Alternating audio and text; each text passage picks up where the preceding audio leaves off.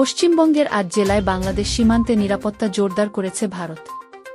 উদ্ভূত পরিস্থিতিতে এবার পশ্চিমবঙ্গের উত্তরবঙ্গ এলাকার ৮ জেলার বাংলাদেশ সীমান্তে নিরাপত্তা ব্যবস্থা জোরদার করেছে ভারত। বিএসএফ বলছে, উত্তরবঙ্গের ৮ জেলার বাংলাদেশ সীমান্তে নিরাপত্তা ব্যবস্থা জোরদার করার লক্ষ্যে ভারত বাংলাদেশ সীমান্তের কাঁটাতারবিহীন এলাকায় কাঁটাতার লাগানোরও উদ্যোগ নেওয়া হয়েছে। ভারতীয় সীমান্তরক্ষী বাহিনীর বিএসএফ উত্তরবঙ্গ ফ্রন্টিয়ারের আইজি সূর্যকান্ত শর্মা গতকাল সোমবার শিলিগুড়িতে এক সংবাদ সম্মেলনে এসব কথা বলেন। এতে আরও উপস্থিত ছিলেন বিএসএফের DIG general Kuldeep Singh, DIG operation Sanjay Sharma. DIG সংবাদ সম্মেলনে বলা হয়, উত্তরবঙ্গের ৮ জেলায় রয়েছে ১৯৩৭ কিলোমিটার ভারত-বাংলাদেশ সীমান্ত।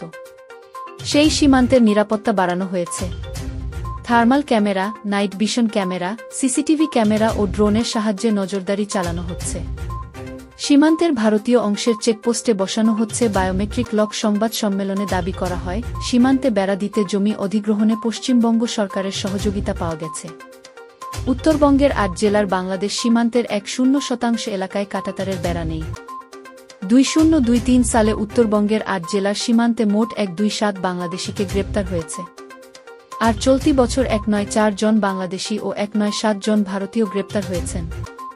এছাড়া ৩ রোহিঙ্গা গ্রেপ্তার হয়েছেন।